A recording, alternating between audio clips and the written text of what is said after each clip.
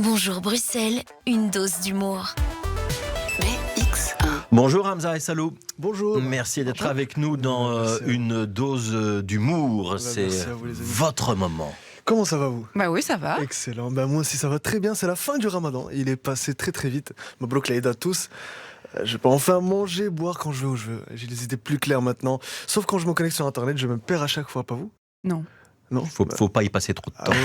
Moi j'ai perdu 2-3 neurones les amis. Il y a tout un acharnement sur internet après la déclaration de Maître Gims. Je rappelle qui est Maître Gims, auteur, compositeur, interprète, rappeur et chef électricien.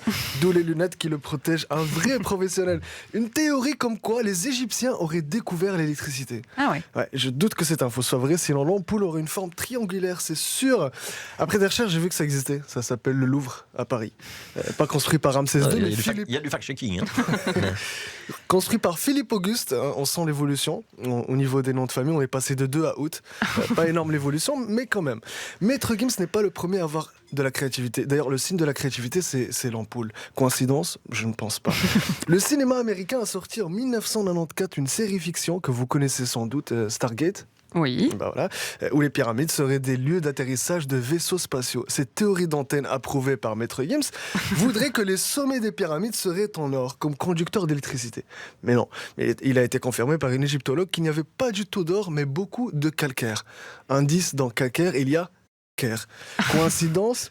Je ne pense pas. Après, je me dis qu'il est aussi le signe des Illuminati. Le triangle, ça s'appelle Illuminati, parce que illumination, la lumière avec l'œil de la Providence, qui apparemment ressemblerait vachement à l'œil droit de Maître Gims. C'est peut-être pour ça qu'il cache ses yeux, je ne sais pas. Remise en question est totalement perdue, vraiment. Mais la seule vraie question que je me pose là maintenant, c'est comment les Égyptiens payaient leurs factures d'électricité, parce que s'ils payaient leurs factures en or, ça n'a pas changé vu le haussement des prix aujourd'hui.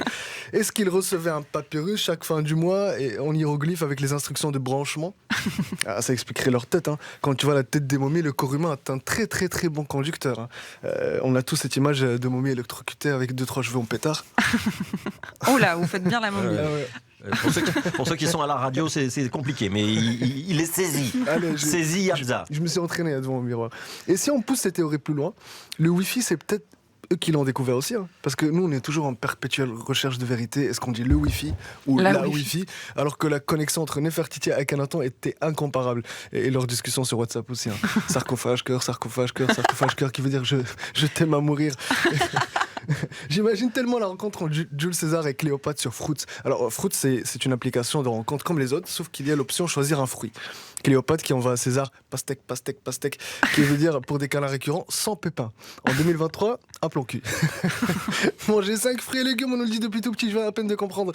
Par contre, ce que je comprends pas, c'est qu'on veut toujours tout décortiquer, tout vérifier, et puis dès qu'on n'est pas d'accord ou qu'on essaie d'être curieux et laisser libre cours à notre imagination ou à notre imaginaire, tout le monde s'acharne sur vous, alors que ça ne va rien changer. Après, je suis d'accord avec modération, parce que moi je me rappelle que c'est à cause de l'imaginaire et la curiosité de certains qu'on a été confinés pendant des mois. Oh, dis donc, un pangolin, ça doit être bon ça. Il nous a fallu du temps pour digérer cette histoire.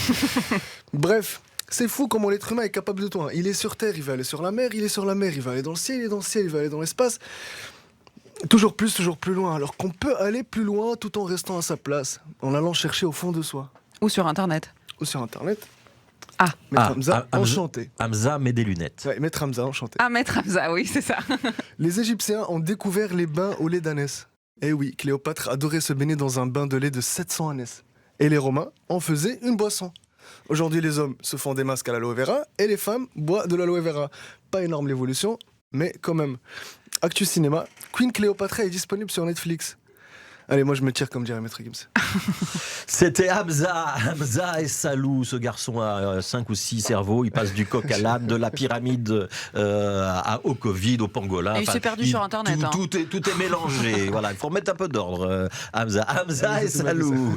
Hamza et Salou. Merci d'être passé dans une dose d'humour. On rappelle que vous avez une série en préparation sur les plateformes de la RTBF. Ça arrive au mois de juin. On rappelle le nom de la série. Les Chroniques du Charbon. Voilà, il faudra suivre les Chroniques du Charbon pour retrouver l'humour décalé et coq à l'âne ou pyramide pangolin de Hamza et Salou. Il y a également Hamza et Salou sous le nom de Mizou ou Mizo avec 2 O à la fin sur le réseau Instagram.